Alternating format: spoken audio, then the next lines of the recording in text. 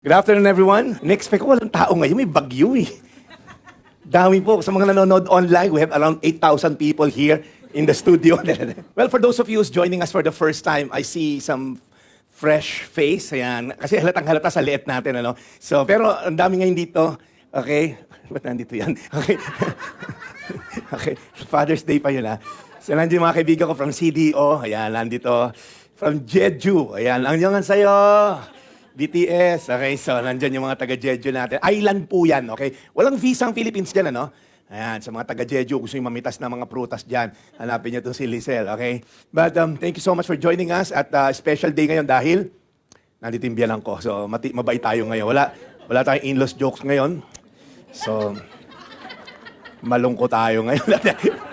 Alam mo yung biyanan ko, napakaswerte ko dyan sa biyanan ko. Kung wala yan,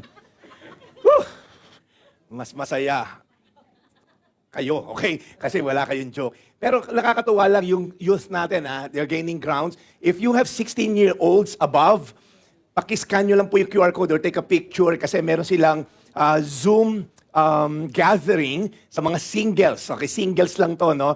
May nag-join na 63 years old pero singles pa naman yata si ate. So si ate taga UK si ate Joy. So pero kung yung anak nyo, high school and college or single professional, yan po yung Harbor Youth natin headed by our gwapong worship leader na si Rylan. So marami sila dyan sa Zoom. Ayan. Take na yan. Okay, huwag nyo nang anuhin. Okay, sa yung palakpak nyo, no? Paano maka-join naman sa pang-edad? Kung kayo may maedad naman, okay? Ito naman po yan. I-scan yung QR code na yan. Yan naman po sa WhatsApp community natin. Every Friday naman yan. Saya dyan. Every Friday, kung wala kayong magawa, okay? Mag-join kayo sa amin. Zoom lang naman yan, 8 p.m. May encourage kayo, alright? So, because the goal of our church is reaching every Filipino for Christ, anytime, anywhere. So that's always been the heart. How can we reach every Filipino? And not to mention, there are 10 million Filipinos pala abroad on the average. Okay, mga OFW, sila Rizal naman, mga nakapag-asawa ng mga anyong, mga AFAM. So, yan, 10 million nasa labas ng bansa natin. Imagine ha, okay? And most of them, pag napuntang ibang church, walang makitang local, ibang bansa rather, walang makitang local church. That's why we have an opportunity to reach out to them. In fact, case in point, ito si Joanne, ito po si Ate Joanne, siya naka-base sa UK, right?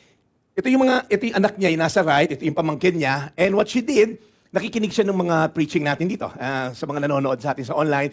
So, na-stumble niya yung ating online. Sabi ko, paano mo nalaman yung online namin? Sabi, Pastor, nanonood lang ako ng Tagalog na mga kanta at mga preaching and then lumabas ka sa screen. Okay, so ikaw na lang pinanood. So sabi ko, buti na lang. Okay, so doon siya lumalim kay Lord, na born again, and then pinapadala niya yung mga preachings natin sa mga kamag-anak niya sa Marikina, ito yung kapatid niya, saka yung asawa. To make the long story short, umuwi siya this week para lang magpabaptize. Okay? So, praise God, one soul at a time, we're reaching Filipinos abroad. Okay na? Sa UK siya based, so ngayon, babalik na sila UK mag-ina and they carry with them the message of the good news. Di ba? Amazing lang si Lord, ano? So again, scan the QR code. Kung gusto niyo po maging part ng global community natin, we have like 700 plus na nagpapapray, pinagpipray. So maganda po yung nangyayari dyan na ginagawa ni Lord. Again, Anchor Church is not just about the physical church, right? We want to reach out people sa digital space. Kaya nakakatuwa naman po. It's been a very busy week for me. Napakahalaga nung linggo na to kasi nag-birthday Ate Grace nyo. Okay, so yan ako. Yan,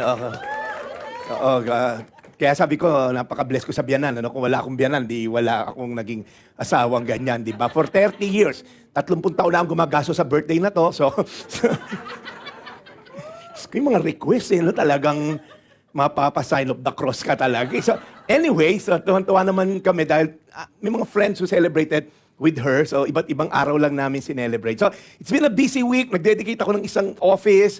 A good friend of mine, si Walden Chu, and he owned Coffee Bean and Onos, pero meron silang bagong lipat na isang office, isang company of mga pest control. So, I was able to bless the new office. The other day naman, ito naman, yung Sundays, mga beauty clinic, mga kung ano-anong enhancement sa mukha. Walang retoke po ito, natural beauty to, okay? So, yan din. Nakakatawa itong mag-asawa na to. When they were still studying, nag-aaral pa lang sila ng mga derma and mga kung ano-anong mga sa mukha.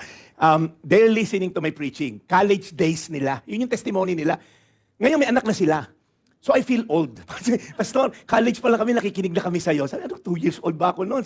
So nakakatuwa lang. We launched their company a year ago, but now it's a Thanksgiving party attended by a lot of their clients. So nakakatuwa rin how God is blessing them. So ang daming mga ganap ngayong linggo na to. And then, sama pa, meron naman tayong kaibigan na kapatid ng isang taga-church.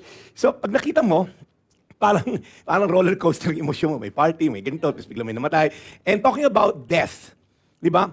Alam niyo, pag nasa deathbed ka na, right? Yung huling hininga mo na lang, ano kaya sasabihin mo? Anybody here, have you ever thought of that? Yung mamamatay ka na lang.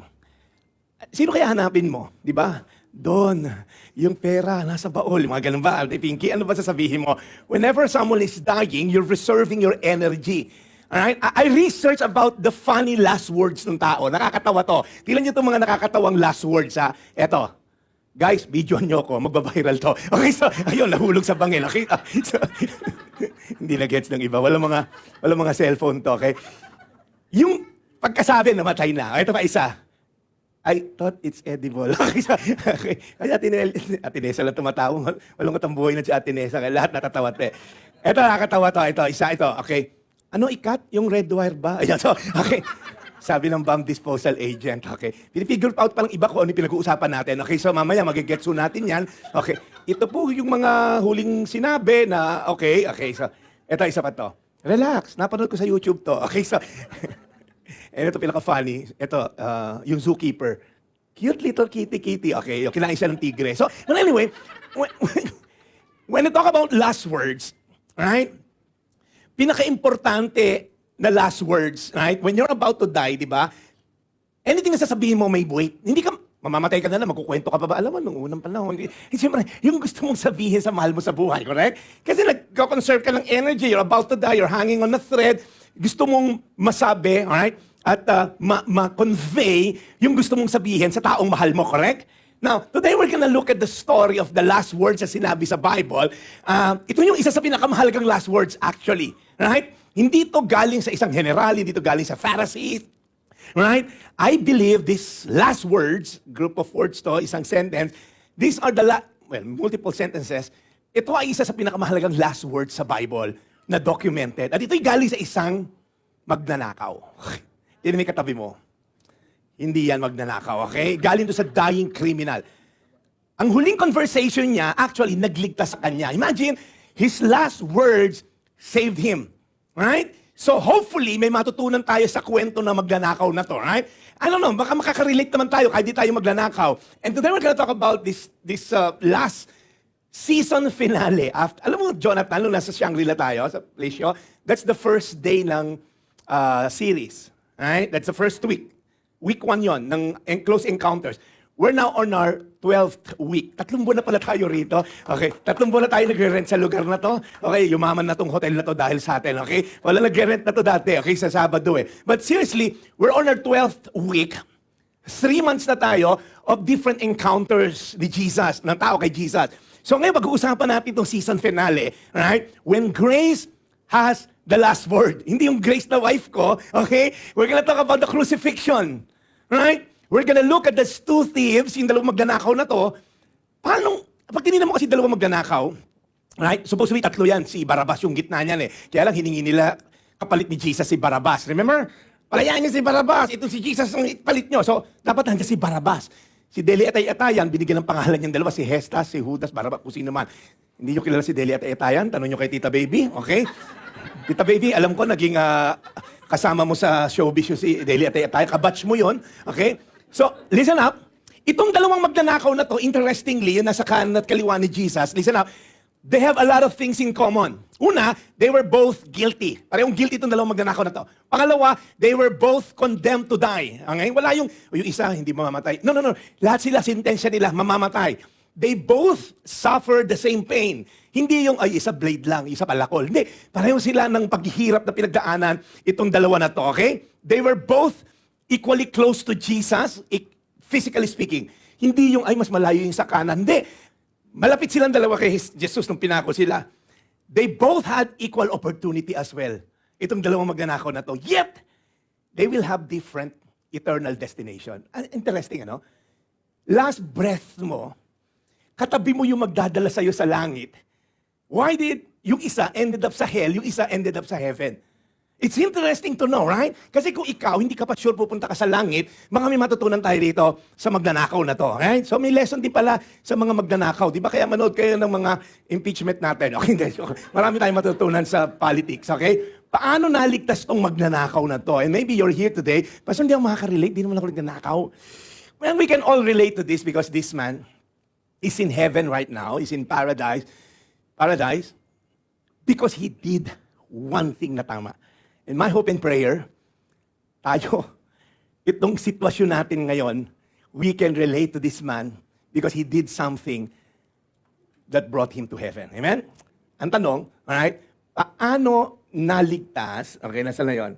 Okay, paano magamitin to? Okay, paano naligtas tong tao na to? And hopefully, we can learn something. So, tingnan natin yung story. When they came to a place called Skull, okay, ang tawag tong Golgotha, a place of skull, they crucified him there, talking about Jesus. Sino kasama niya? Along with the criminals, one on his right and one on his left. Remember, si Barabbas supposed to be nasa gitna, tatlo sila, but the people, no, pakawalan niyo si Barabbas, ipalit niyo si Jesus. So si Jesus ngayon, i-crucify. Now, come to think of it, Pastor, paano ba yon? Napresenta lang ba si Jesus? Ayaw ba niya pero napilitan siya dahil, no. It was the Lord's plan. Kasi kailangan maintindihan nyo mabuti ito sa theology. The death of Jesus Christ was never because the Romans are powerful. Hindi, ang lakas kasi ng mga Roman Empire. Hindi kasi si Jesus hindi nagtago, nahuli tuloy. No. It was the Lord's will. It's the Lord's plan. Right? To crush His Son Jesus. And to cause Him to suffer. Way back in the Garden of Eden, sinabi na yan. Right? Ikaw, Eva, yung mga offspring mo, right? It will be strike ng heel na tong offspring ng serpent. Yung offspring mo naman, Eva, will crush the head na tong serpent. So, way back in the Garden of Eden, itong crucifixion was already told. Hindi pa na-invento ng mga Persian ang crucifixion. It was said in Isaiah, He will be hung on a tree. So, pinlano na to ng Diyos way before, right? Mangyari to. Kasi pag hindi, ang dating, si Jesus pala natalo ng demonyo, no? Si Jesus kasi ba't di nagtago ng Last Supper eh? Ba't kasi si Judas binetray si Jesus? No. Everything was planned by God. Ibig sabihin, He is sovereign. Sabi mo sa katabi mo, God is sovereign. Even in the midst of seemingly we're defeated, God's plan always prevail. So ikaw ngayon na parang feeling mo, wala nang pag-asa tong marriage na to. Wala nang pag-asa tong negosyo na to. Wala nang pag-asa tong buhay na to. No. As long as you're aligned with God's will, everything is according to God's plan. Amen? Kinukrucify na si Jesus. Tignan mo sinabi niya, Father, forgive them. He's being mocked. Inuhusgahan siya, ini-slander siya, minamock siya. Sabi ni Jesus, Father, patawarin niyo sila, for they do not know what they're doing. And what they did, they divided up His clothes by casting lot. It was prophesied all the way, hundreds of years before, na yung damit ni Jesus will be cast and will be divided by yung mga nagpahirap sa Kanya. So pag tinignan natin, it was planned, it was prophesied, and it's happening before their very eyes. Now, what is crucifixion? It was invented by the Persian, as you always hear me say, na perfect na mga Romano. Sobrang galing na Roman. They found a way on how to kill you. Sobrang sakit. There's a word invented, excruciating. Galing po yun sa word na crucifixion. It was so humiliating. Mostly nakahubot-tubad pag pinapako sa krus. Si Jesus, they left an underwear. Pero you're exposed. At babiyahe ka, yung paribulum na tinatawag, yung pahaba ng cross, bit mo, ipaparada ka sa buong lugar kung tagasan ka. Yung Via Dolorosa, if you've been to Israel, papasyal ko kayo doon, yung Via Dolorosa na nilakaran ni Jesus, they're gonna expose you. Right? Yung mga kapitbahay, oh my gosh, nahuli si Harold. Hindi kasi nag-iingat eh. Kinalaban yung mga Romano. So you're gonna be exposed sa lahat ng kamag-anak mo. Carry mo yung beam, and then nilalatigo ka, hindi mo kakayanin, dadapa ka, yung post nakatayo na ron sa skull, sa mountain of skull, doon ka ipapako. Are you getting the picture? Because the goal of the Roman Empire is to humiliate you. If it happens today, it will be along EDSA. So pag nakasakay ka sa bus, oh my gosh, napako si Junjun! Kitang-kita ka. Right? So, nakapako. Oh, si JP, nahuli pala. You will be exposed in humiliation, severe pain. You're gonna die of Asphyxiation. Kung ano mo spelling lang, di ko alam. Yung hindi ka makakahinga. Kasi you're nailed here, you're nailed sa feet mo, carry mo yung buong katawan mo. When you want to inhale, yung buong paa mo, lumalagotok yung pako. There was may nahukay na 7-inch nail na still attached dun sa paa. May nahukay lang recently, 1940s. So yung paa mo nakapako. So pag huminga ka, itutulak mo, sobrang sakit. Pag nag-exhale ka, ito namang kamay mo yung nakabubuhat sa weight mo. Kaya ka sa tulad namin overweight, madali kami mamatay. Hindi na ka makakahinga. Hindi na, sila Ate Net, kaya itulak na to. Sa Ate Net, baka mga 3 buwan tuma sa krus. Kaya ko huminga. Magsusumba pa to sa krus. Woo! Alala ba? Ako. Pero sa amin dito, you're gonna die kasi hindi mo na kaya yung weight mo. Kaya pinalo yung lulod ng dalawa because they're Jew, hindi pwedeng iwanan. Sabas na, Bibi, isa ka pa, madali ka mamamatay. Tawa ka ng tawa. Isa pa to, segundo ka lang. Marvin, itong asawa mo. Hindi na makakahinga, alright? Kaya pinapalo dito para ma-break na yung bones, hindi ka na makapush. Are you following? Kasi kung bali na yung ganito mo, wala na, mamatay. Si Jesus, sinibat dito because the Bible says, walang broken bones sa anak niya mangyayari. Jesus was never punched here ng sword. Yung dalawa lang. Parang hindi na makatulak. I get into the picture. You're exposed sa public. Humiliation, excruciating pain. Pinapainom pa ng tubig para tumagal-tagal ang buhay mo because papakita nila, don't mess with us. That's just the message of Rome. Spartacus, together with it, around 6,000 men. They collaborated to fight against Rome. Nahuling 6,000 men, naubusan na ng kahoy para ipako sa krus yung nag-treasons against Rome. So, it's just a show of force. Don't mess with us. Yun lang. Para hindi mo labanan yung mga Romano. Now, the people now stood watching. And the rulers, the Pharisees, itong mga nag-plot para papatayin siya, magugulo to. May paksyon dyan sa mga naiwan, pero nag-join forces sila, the Pharisees, the Sadducees, alright? Yung mga yan, nagsama-sama, and they sneered Jesus. Sabi nila, he saved others, let him save himself. Kung talagang Diyos ka, kung talagang Messiah ka, the chosen one, iligtas mo yung sarili mo. So they were sneering, they were scorning. Now, hindi lang sila, pati mga soldiers. They came up, and look at the word, they mocked him. Inofferan pa siya ng wine.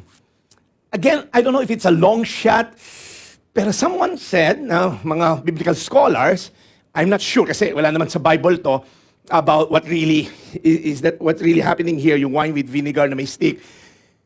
Pagpunta nyo ng Israel, Jonathan, nakita mo yun, di ba? May mga public toilet. So, isang halera lang siya na may mga butas. So, pag nagsisiyar mga lalaki, uupo lang. Tapos nagkukwentuhan, kumusta, bibili ka ba? Ganon. So, sisiyar lang sila. And then may running water. It's still there. Papunta nyo, nandun pa to. Merong running water sa harap. And meron silang sponge. Kumain naman na lahat, ano? Okay, so yung harbor kids sila hindi kumakain. So, if they want to wash yung sponge, yung ano nila, kakawin nila, and then para mamatay yung bacteria, lalagay sa vinegar. Para antiseptic o ano man yun. Alright? So, yung sponge sa vinegar para mamatay yung mikrobyo.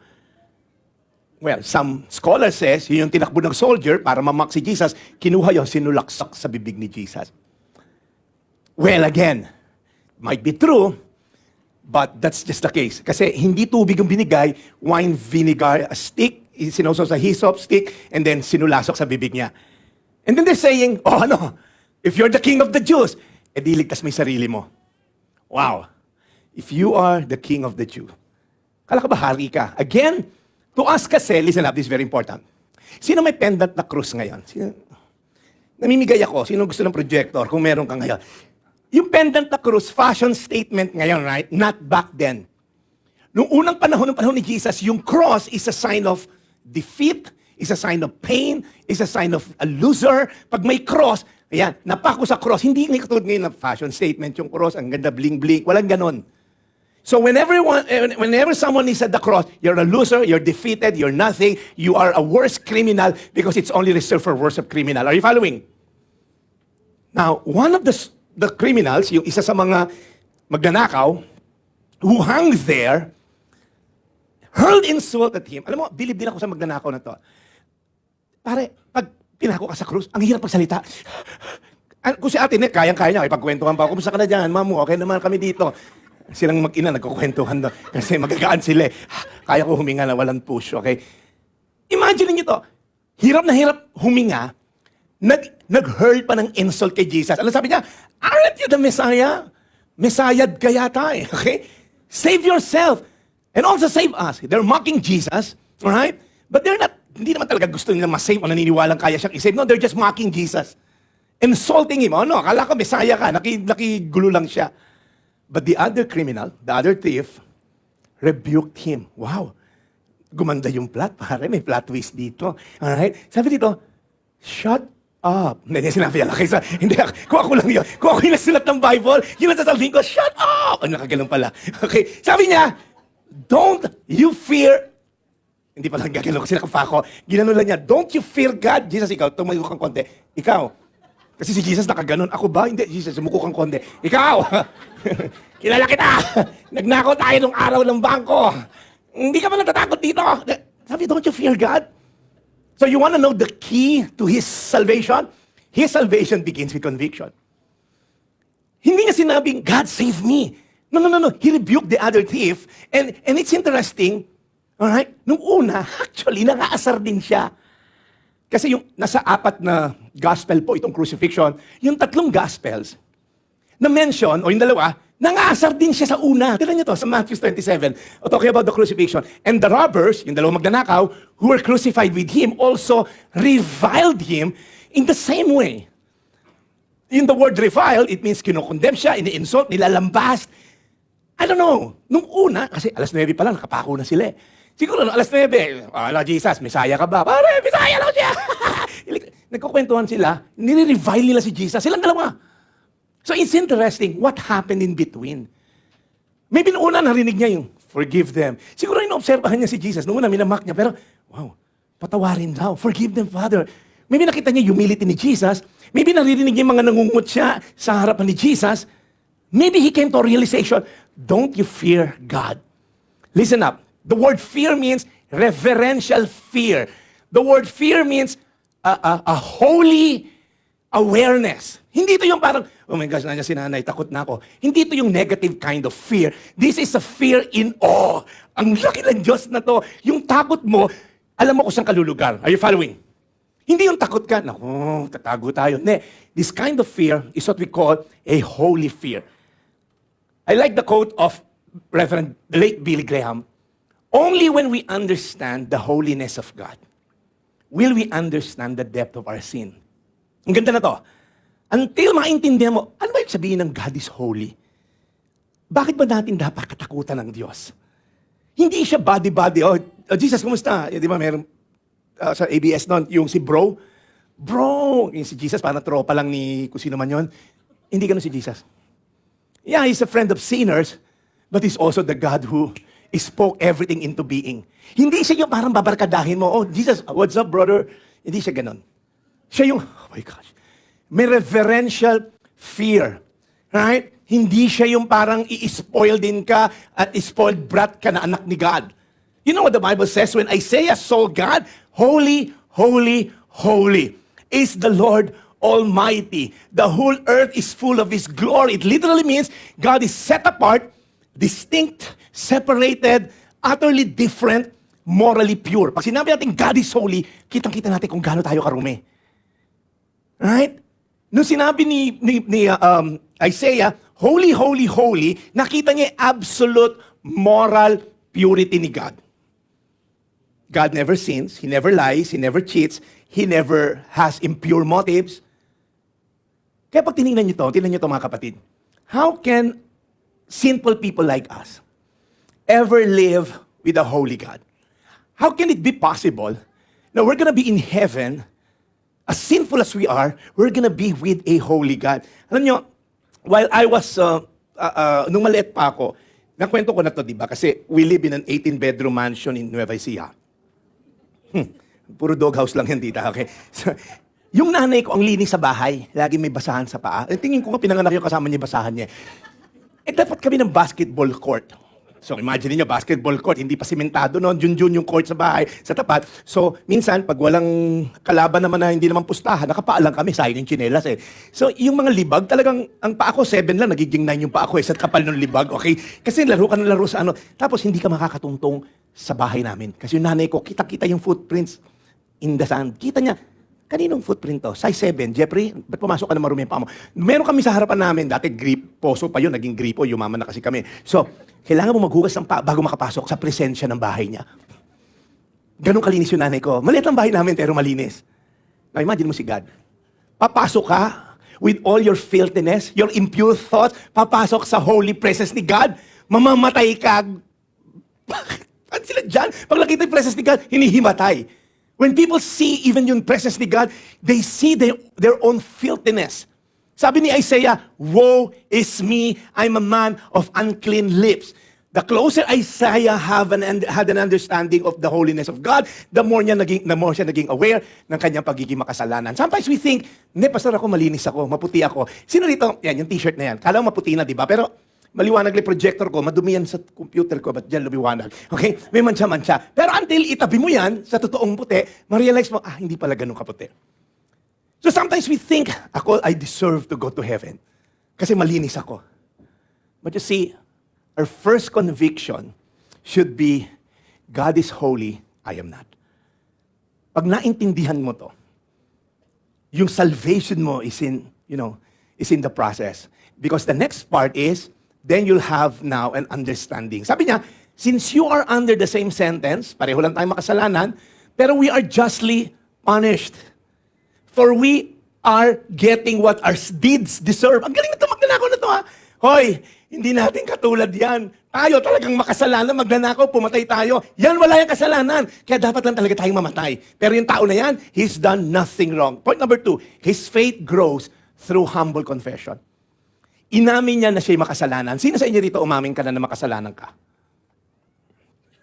Wala. Kasi nga po, sa mga online viewers natin, pumapasok lang po dito sa bulwagan na ito, mga perfect po na tao, okay? Si Mamu, ang number 1 na perfect dito, yung nanay mo, okay? Pareho kasi kayong Mamu, pangalan Mami, ano? So, baka kala mo Mami, no-okray kita, si Mamu. Natapat pa naman Mami, Angie rin pangalan. Talaga namang pagkamalasing. May kapangalan pa. Piyan ang Corita, di ba? So, Mamu Angie rin yan. So, but seriously, when we admit, I deserve this, right? Kasi minsan, tinan mo sino dito inamin mo talaga makasalanan ka? Minsan, ina-attribute mo sa iba, hindi. Yung palaki sa akin ng magulang ko, sila kasi, makasalanan yun, pinalaki kong ganito eh. Yung iba naman sa inyo, hindi, wala akong choice, mahirap lang kami, kaya nagnakaw ako. Pastor, biktima lang ako dito. Anybody here? Pag nagkasala ka, lahat makasalanan, ikaw lang hindi. E di wow, parang si Adan nagkasala, di ba? Sabi niya kay God, hoy, yung babae na binigay mo, wala nakaturo sa kanya. Siya yung unang binigyan ng command, huwag kang kumain dyan. Sabi mo sa asawa mo, pag kinrate ko na si Eva, huwag kumain dyan. You see, sometimes we think we're not that guilty. We're not that sinful. You know what the Bible says? For all have sinned and fall short of the glory of God. Tignan mo yung katabi mo. Makasalanan yan. Pastor, ang cute eh. Hindi, cute na makasalanan yan. Nandiyan ba si Rafa? Hey, Rafa! Si Rafa, 3-year-old na to, no? Nung 2-year-old yan, maganda itong kwento na to, si Junjun alam na to. Nung 2-year-old yan, may party kami dun sa Shakey's sa Robinson's Ortigas. Si Junjun, yung lolo niya, si Wowo, bumuhat ng ibang bata. Si Rafa, 2 years old, binato yung laruan dun sa Wowo niya. Tapos, I hate you. 2 years old Saan natutong mag-hate ang 2 years old? Alam naman tinuruan ni Jessica, yung nanay niya, Rafa, this is how you hate. Okay? Pagka nakakita ka may ibang buhat yung lolo mo, magalit ka. Hindi ka nako-comprehend yan. Ito, ganito, Rafa, ganito, mainggit ka. Kasi 3 kasalanan agad ginawa niya eh. Envy, jealousy, hatred. Sabi ko, 2 years old. Kasi, the Bible says, Psalm 51:5, we are sinful at birth the moment our mother conceived us. Hindi nung pinanganak ka, makasalanan ka na. The moment ka nagka-heartbeat, makasalanan ka na. The Bible says, through one man, sin entered the world. Hindi mo kailangan turuan magkasala yung bata na yan. Makasalanan yan. Yung Harbor Kids natin, puno-puno na makasalanan yun. Dito lang wala. Kasi nga po, na-perfect na po ito. Itong mga nandito, ano na to, glorified body na po itong mga nandito sa audience ko. So yung mga nandyan sa, kung sa manlupalop ng mundo, kahit para sa inyo po ito. But seriously, when we think, I'm not sinful, when someone asks you, paano ka mapupunta sa langit? Kasi I'm good, talo ka na. When start with I, talo ka na. I'm good, I'm worthy, wala. Because no one is good. Now, look at this man. He admitted his guilt. We deserve this. He admitted his judgment. We're punished justly. He admitted his helplessness. Jesus, tulungan mo ko. Lahat tayo makasalanan. Ano ba yung sin? Well, tingnan natin. Kasi sabi nyo, Pastor, hindi mo na ako nagnanakaw, hindi ako makasalanan. Well, sin is any failure to conform. Saan? Sa moral law of God. Sa paano paraan? Sa act. Nagnakaw ka, pumatay ka. Sa attitude. Prideful ka, may envy ka, may jealousy, mga invisible to. And then by nature, kahit tulog ka, makasalanan ka. Tignan mo katabi mo, di ba tulog yan? Makasalanan yan. Gisingin mo, sabi mo, hoy, makasalanan ka. Okay? So pag sinabi mo, Pastor, hindi naman ako nagmumura. Okay lang. By nature, we're sinful. Pastor, hindi ako nag-rape, hindi ako nagnakaw. Okay lang. We miss out everything. You know the word sin? The Greek word hamartia. Hamartia, it means missing the mark. May bullseye. Okay? Lahat ng tama mo. Ano ba George tawag dun sa mga tama na hindi na bullseye? Flyers. Okay, kasi national team yung anak niya si George sa archery. Lahat lumipad lang, hindi tumama rin sa bilog. So when you feel, ako mabait akong anak, hindi ka mabait na anak. Ako mapagmahal na asawa, hindi ka mapagmahal na asawa. Apart from having Christ, yung love mo will always have condition. Sino rito yung best friend mo, kaibigan mo? Nung siya niligawan ng crush mo, in-unfriend mo na. See, hindi ka totoong mabait. Sabi mo sa katabi mo, akala mo lang. We're not good. Because the Bible says, no one is good. Hindi ka magagamot hanggang di sinasabi mo wala kang sakit, di ba? I mean, how can the doctor heal you or fix you kung pagpunta mo sa doktor, wala naman akong sakit? Kaya yung doktor, hilong-hilo rin siya, umubo ka, ubo. Ubo pa. Isa pa, ubo. Ano sakit ko, Dok? May ubo ka. Ang labo naman. Talagang pinaubo mo eh. So when you don't come with all the humility, then we'll have a problem. Kung lalapit ka kay God, ilalapit ko lang sa misis ko kasi yun talaga may issue eh. Maksalanan siya. Sabi ni Lord, pareho lang kayo. You're on the same boat. For all have sinned and fall short of the glory of God. We're all sinful. Baka ako pinaka-sinful sa inyo rito eh. But praise God, hindi tayo saved by works. Until sin becomes serious, grace will never become precious. Kung feeling mo, hindi naman to kasalanan. So, hindi mo siseryosoan yung grace ni God. In fact, God, yung grace mo, ibigay mo na lang sa iba kasi mas makasalanan yung kaibigan ko.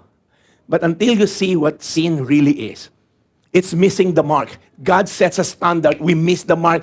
Puro flyers yung, yung tama mo. But when we see, Lord, I mess up. Lord, nagkasala ako. Lord, mali ako. Then the grace of God will overflow. His faith grows through humble confession. You see, when excuses stop, grace starts. Pagka, Lord, wala na akong excuse. Lord, sige na, Lord. Kailangan kita. That's why confession is not losing faith. It's finding grace. Kaya ayaw natin mag-confess minsan, di ba? Naku, ano lang sasabihin na itong kaibigan ko pag sinabi ko may struggle ako sa pornography? Ano sabihin naman ng kaibigan ko pag may... Ano sabihin ng pastor ko pag sinabi ko to? No. You're not gonna lose faith. You're gonna find grace. So if you're here today, you're struggling with something, right? If you have someone that you can open up to, mag-open up ka, right? Or kung kaya level na magulang mo, just open up to your parents. Kung di kaya, you wanna talk to me, to a pastor, i-message mo ko, then let's talk about that. Nandiyan sila Ate Grace nyo, sila Ate Net nyo. If you want to be released, kasi si Satan gusto sa darkness, huwag mong sabihin. Anything na nasa darkness, may control si Satan. Kasi ayaw mo ma-expose eh. Pero when you bring it to the light, bahala ka Satan, I already brought it to the light. Wala ka nang ma-hold sa akin. You see, darkness has no power. It's the absence of light. Nakita niyo pag binuksan niyo ilaw sa kwarto na madilim? Nakakita ka ba yung dilim lumalaban? Ayoko pang lumiwanag. Parang ayaw pang lumiwanag. Naka-solar na ako, bakit ayaw pa rin? No. When the light opens, the dark dissipates. Kasi wala namang power yung darkness. It's the absence of light, isn't it? So when you expose it to the light, Sinabi ko na sa pastor ko, ito struggle ko and we're praying about it. Si Satan ang gusto, wag mo i-open up kasi para nako-condemn ka niya. Magtataas ka pa ng kamay. Ako, kanina lang kasama tayo sa banyo. Aminin. Ikaw naman nako-condemn. Oh, Lord. Then let's end this. Then he said something really weird. I'll tell you why it's weird. Sabi niya kasi, Jesus, okay, ngayon lang siya lang hingi. Remember me when you come into your kingdom. This doesn't make sense sa ating mga, ano ba yung sabihin yan? Well, what he's simply saying is, you're not gonna die, you're gonna be king as you claim na kiniklaim mo na ikaw ay king. Now, here's the problem. Walang pinako sa krus na nabuhay. Of course, before Jesus, wala pa. Because the Romans will make sure, pag pinako ka sa krus, mamamatay ka. Kasi hindi pa pwede nagiinuman kayo dyan. Pare, nung araw, pinako ako ng mga Roman. Kainuman mo si Kuya Alan, di ba? O pare, ano nangyari sa'yo? Paano ko nakatakas? Pare, tinanggal ko yung pako. Tapos ginamit kong pogo stick yung ano. Lakad-lakad ako sa ano. Walang ganon. Yung makakapagyabang ka sa mga Romano. Pare, hindi umubra sa akin Romano. Yung cross na yan, natakasan ko yan, pre. Yung pako, ginanong ko, pre. Tapos nahulog lang ako. Tapos walang ganon. The Romans will make sure you're gonna die. Slowly, painfully, and sobrang nakakahiya. Kaya pinapalo dito. Kasi Sabbath, bawal nakasabit ang mga Jew sa krus pag Sabbath. Kaya pinagbibigyan ng mga Romano, sige, patayin nyo na lang kaysa mabuhay. So what this verse is saying, Jesus, you're not gonna die, you're gonna be king, you're gonna reign in your kingdom. Huwag mo naman akong kalimutan. Grabe yung faith na to, ha? Kasi, na-imagine ko na yung mga sundalo, nagpupustahan lagi yan. O pare, sino unang mamatay sa tatlo? Pare, dito ako sa kaliwa. Kasi kanina, hirap na hirap yan, yung hawak yung parabolum. So, nagpupustahan sila. Pare, nag-hallucinate na to. May kingdom daw tong sa gitna. And laki-laki ng batong i-cover natin sa tomb niya. Are you following?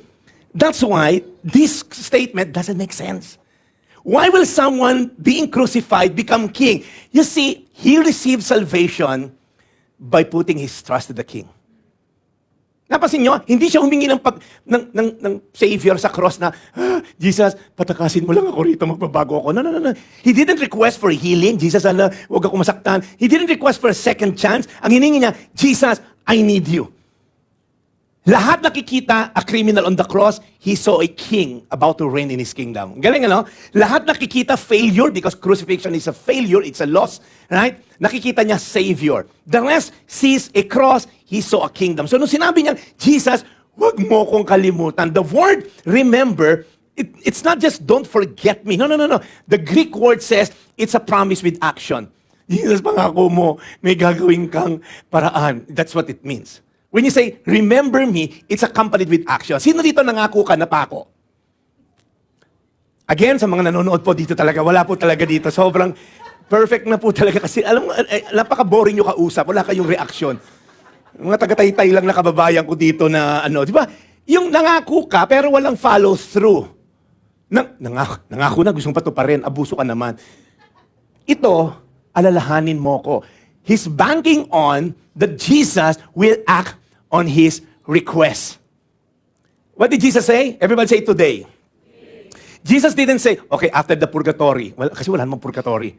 Jesus didn't say, okay, after enough suffering, I will remember you. No, no, no. Jesus didn't say, after you pay your sins, after you prove yourself. No, no, no. Jesus said, today. And anong kasama? You will be with me. Ay, ang taray. Kasama yung presensya ng Diyos. Kasama siya sa paradise. It's not yet heaven. It's in paradise. So one day, pag nakita kami ng magnanakaw, in fact, isa to sa una kong hahanapin pagdating ko ng langit. Ano? So, hanapin ko, nasa si Junjun dito, okay? Wala pa, okay? Hanapin ko, next to Mother Mary, ito. Kasi gusto makita yung tsura ni Mama Mary, kung kamukha ba nung nasa EDSA natin. So, para si Ate Pinky, makita niya si Mama Mary niya. Ang una kong hanapin after kay Mama Mary is, itong magnanakaw. So, totoo lang, gusto ko makita itong magnanakaw na to kasi siya lang ang may deathbed story na salvation. Siya lang yung kwento sa Bible na mamamatay na na-save. Na-recorded, ha? Kaya gusto ko makita ito yung San Pedro, sumama mo ako rin kay Hestas ba yung pangalan? Sabi ni San Pedro, naku, tourist pat ng ibahay niya, nakasamahan kita. Ito yung magnanakaw. Tatanungin ko siya, pare, ano iniisip mo? Ano, paano ko napunta rito sa langit? Kasi kriminal ka, wala kang ginawang mabuti, hindi mo nabigyan ng pagkakataong gumawa ka ng kabutihan, hindi ka na-baptize, hindi ka umattend ng mga church, hindi ka nag-tithes, hindi ka nag-foundation class. Paano ka napunta rito? Sasabihin niya, sabi ng lalaki sa gitna ng cross. Samahan daw niya ako. Hindi nandito ako ngayon. Kasi sabi sa Bible, for it is by grace you have been saved. Through faith. Nung sinabi niyang, remember me, that's a faith statement. And this is not from yourselves. Everybody say, gift of God. Your ticket to heaven is a gift from God and not by works. Hindi mo pwedeng patrabahuhan yung pagpunta mo sa langit. Ay, magtatayo ako ng orphanage para siyuin ako sa langit. Nope. Ay, magtatayo ako ng ospital sa mahihirap. Anybody here, parang feeling mo pag gumawa ka sa mahirap? Kaya si Junjun, nung grade 1, tinatanong ng teacher, ano gusto mo paglaki mo? Gusto ko ba maging doktor na gumamot na mahihirap? O ikaw, Lengleng, gusto ko pong yumaman para tumulong sa mahihirap. O ikaw, gusto ko pong maging inhinyero para magtayo ng bahay na mahihirap. Sabi ko, Junjun, ano gusto mo? Gusto ko pong mahirap. Lahat ng mga classmate ko, tutulungan ako. Ang goal niya, maging mahirap. May doktor na ako, may inhinyero. Feeling natin, pag tumulong sa mahirap, pogi points kay God. Sabi dito, not by works. Bakit? Para hindi ka makapagyabang kay God. If you can go to heaven by good works, ang ingay ng langit. Oh, ikaw, paano ka napunta rito, Aber? Ba't ang laki ng bahay mo rito? Patalunan mo na ako ng orphanage. Ang dami kong scholar. Oh, ikaw, Jonathan. Ang laki ng bahay mo rito, Jonathan. Ang dami ko pong pinakain ng mga tirang tinapay sa cake. Yung mga, nandun po sa San Juan, pinakain ko lahat yun. Magyayabangan, tapos maiinggit tayo sa, ay, ang laki ng bahay ng isa na yun. Kanina yun, ba't may gate? Kung galawin nyo, kay Bill Gates yun. Na-eradicate niya yung polio sa Africa. Paano matatalunin si Bill Gates? He's trying to eradicate polio. Kung ano naman ini-eradicate ni Bill Gates and Melissa Foundation, paano ka mananalo ron? So if you can go to heaven by good works, ilan kailangan mong good works? Paano yun? May plus minus. Ang dami mong ginawa. Nag-pornography ka. Oh my gosh, na minus 10. Paano ba yun? Salvation is never by performance. It's by allegiance. Kanino ka ba nakakapit? Kanino mo binigay yung pananampalataya mo? Kaya minsan sabihin natin, mabait ako, pupunta ako sa langit. Hindi ka makakapunta sa langit because good people don't go to heaven. Forgiven people go to heaven. Kaya kung mayabang ka, pupunta ako sa langit, mabait ako. No, we're on a sinking ship the moment you're born. When I was asked, Pastor, yung mga homosexual ba pupunta sa langit? I was asked on the national television, live buong mundo. So, this is Corina Sanchez. It's a spot-on question. Pastor, mapupunta ba yung mga bakla tomboy sa langit? O sa impyerno? Sa impyerno. Alam niyo sinagot ko? Panoorin nyo kasi 7 million views yun, ano? Kala nyo, maisang ko kayo, ha? Nasa TikTok yan, okay? Nasa Instagram ko yan. Facebook at YouTube, okay? I-click nyo kasi so far 10 million views na yun. Malaki-laki nakikita ko ron, okay? So, panoorin nyo. Hindi ko sabihin kung paano ko sinagot, ha? Para panoorin nyo lahat. Saan ka lang? Mapapunta pa sa impyerno ng mga bakla tomboy. Panoorin nyo, okay? Ang ganda ng sagot doon ng Holy Spirit na binigay sa akin.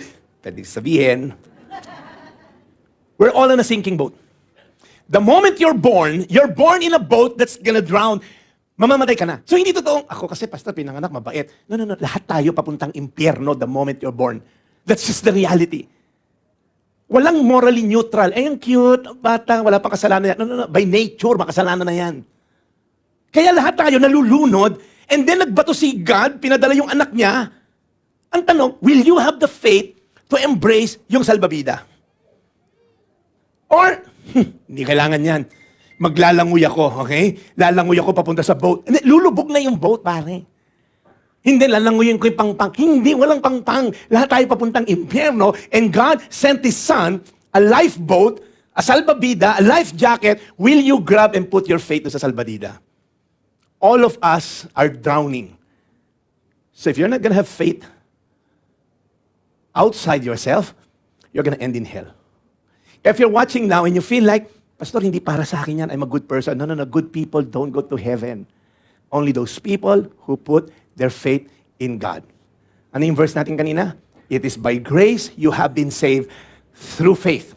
And this is not from yourselves. It is the gift of God. Not by works, so that no one can boast. Sabay-sabay nating babasahin para may dating, para maisa puso natin, ha? Iba yung dating, Kasi alam ko, gustong-gusto mo to, Okay, 1, 2, 3. For you have, through faith, is the gift of God, not by works, so that no one can boast. The grace of God doesn't wait for you to get your act together.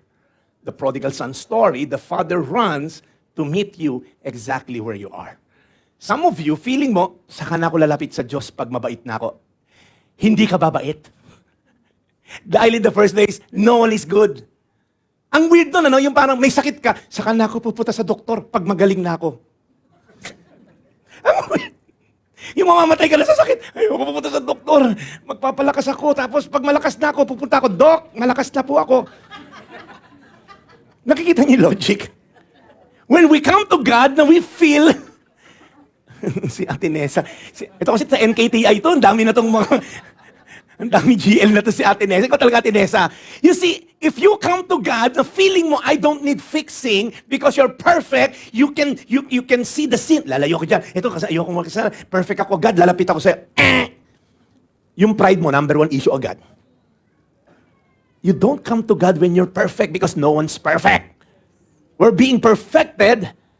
Good works is the fruit of salvation, hindi siya root of salvation.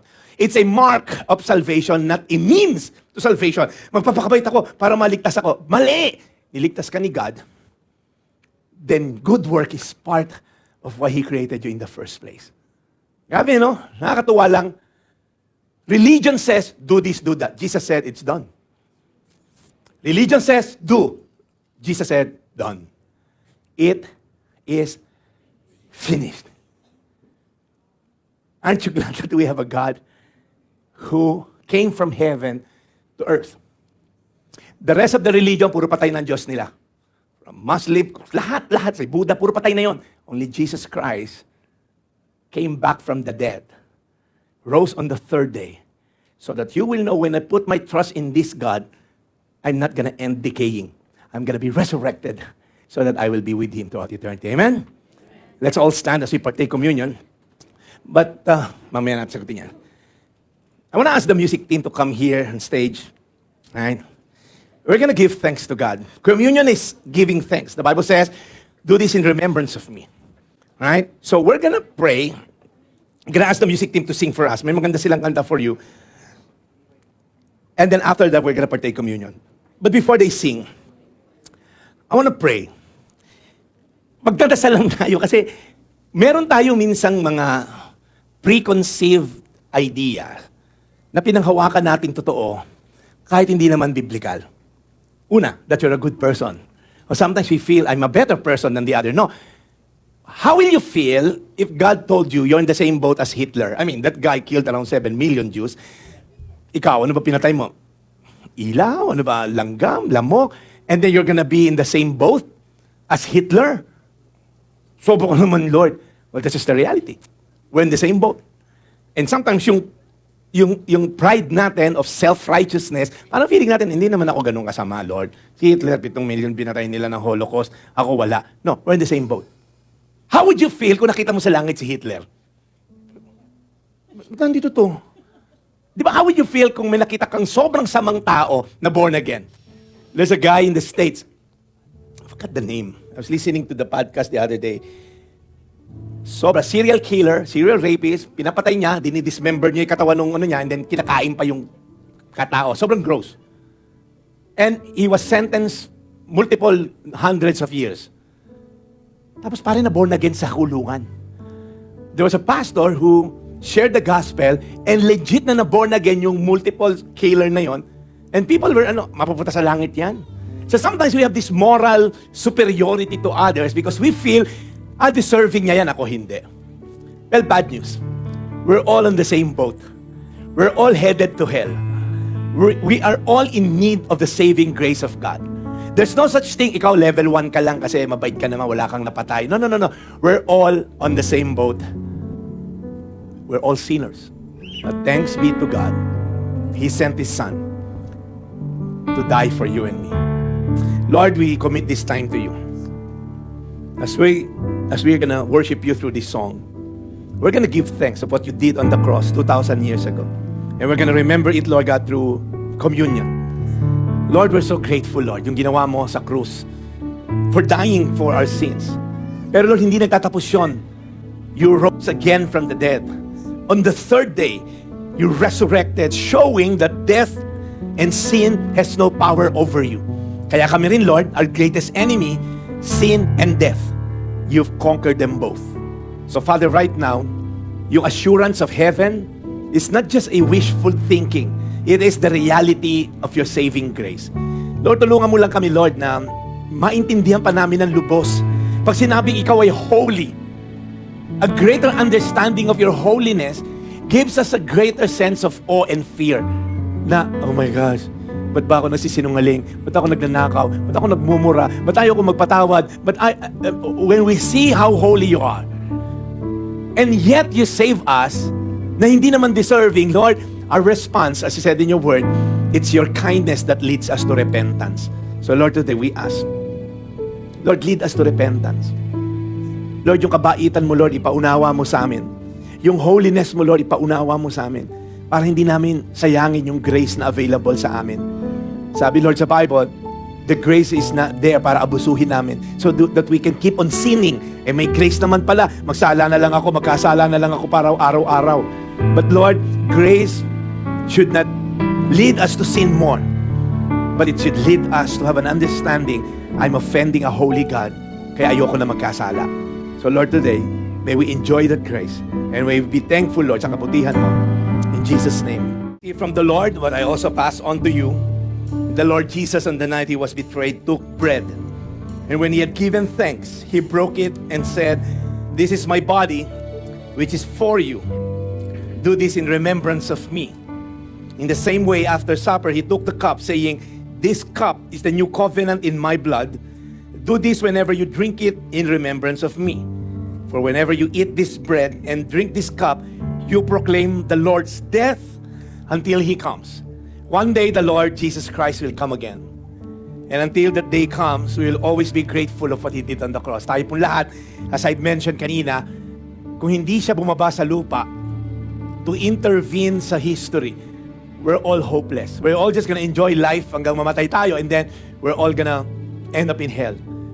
But thank God, when Adam and Eve failed, they tried to cover their shame and guilt. Nagtahi sila ng lips because they want their sin and shame para matakpan.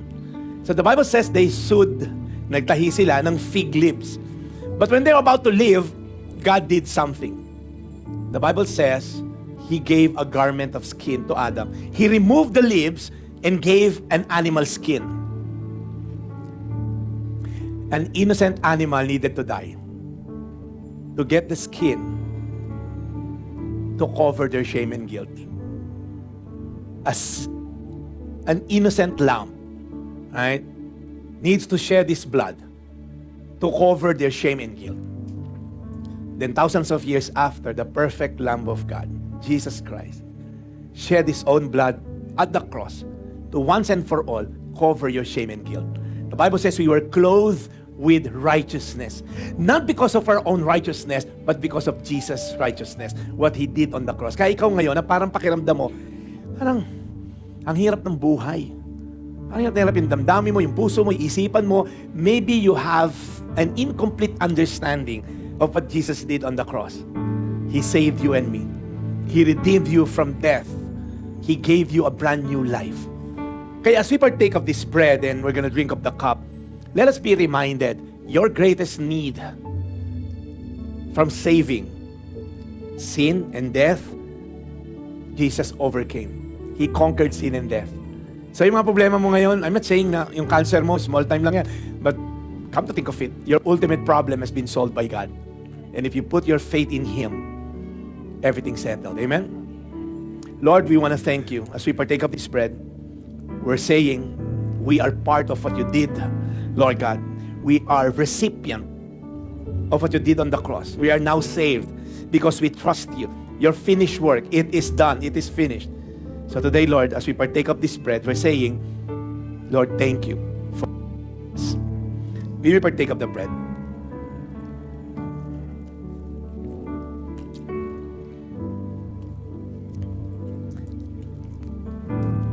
When Jesus was coming, John saw him, behold the perfect Lamb of God.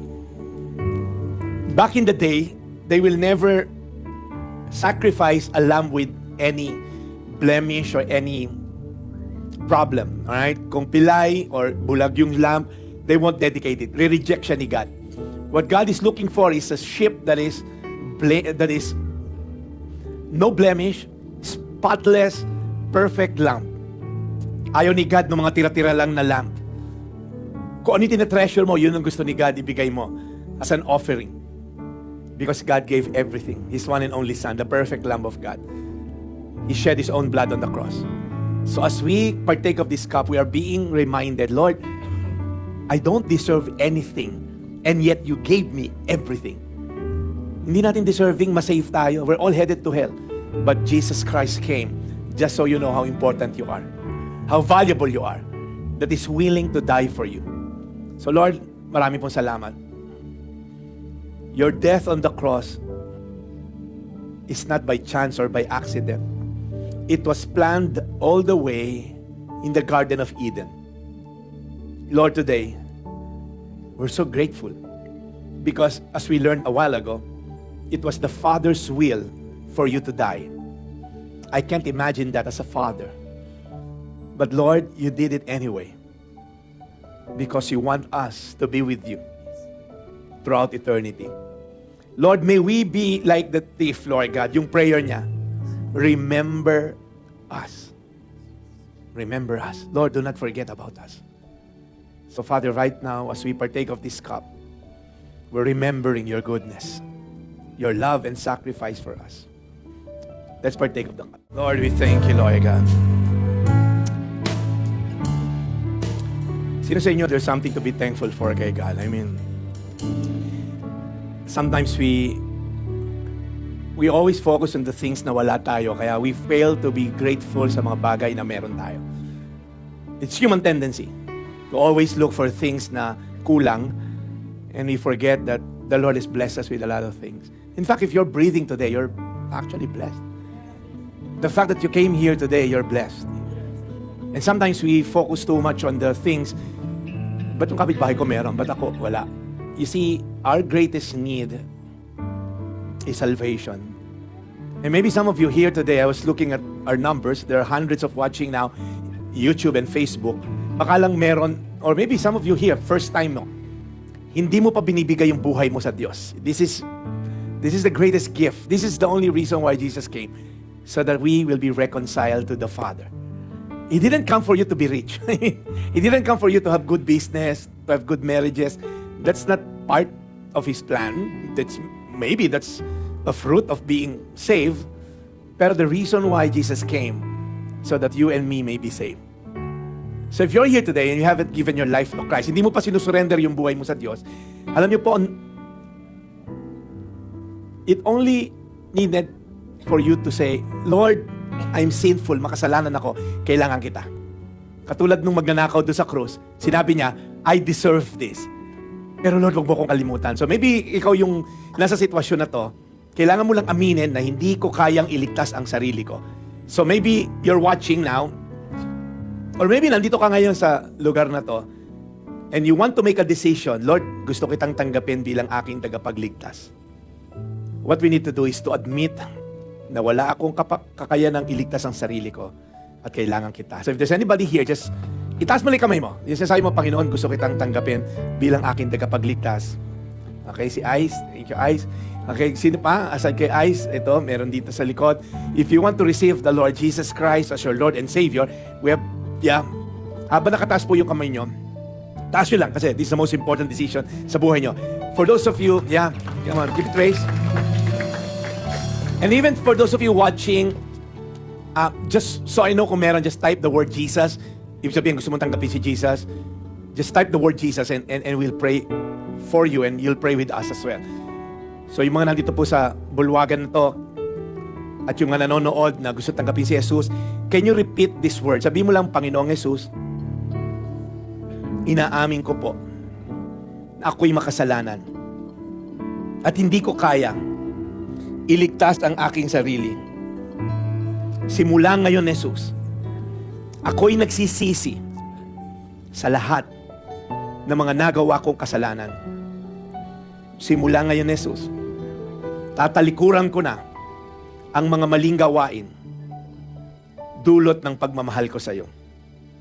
So Lord Jesus, I acknowledge that you are now my Lord, my Savior, and I will honor you. I will love you for the rest of my life. This is my prayer. In Jesus' name, Amen. Amen. Amen. Thank you, Lord. I have, ano para dito? The cross is not a reward for the worthy, but it's a rescue for the guilty. Pag tinignan natin ng Diyos, sobra niyang mahal ikaw. Kaya we want to thank everyone for coming here this afternoon and for really giving your life to Christ. So if you're here today, you feel blessed, palakpakan natin ng Diyos. Thank you so much. Lord, we thank you for this series, Close Encounters. We encounter a lot of individuals sa Bible. 12 sila, Lord. Mula kay Nicodemus, kay Zacchaeus, kay Bartimaeus, sa katutak, Lord, yung inaral namin, Lord.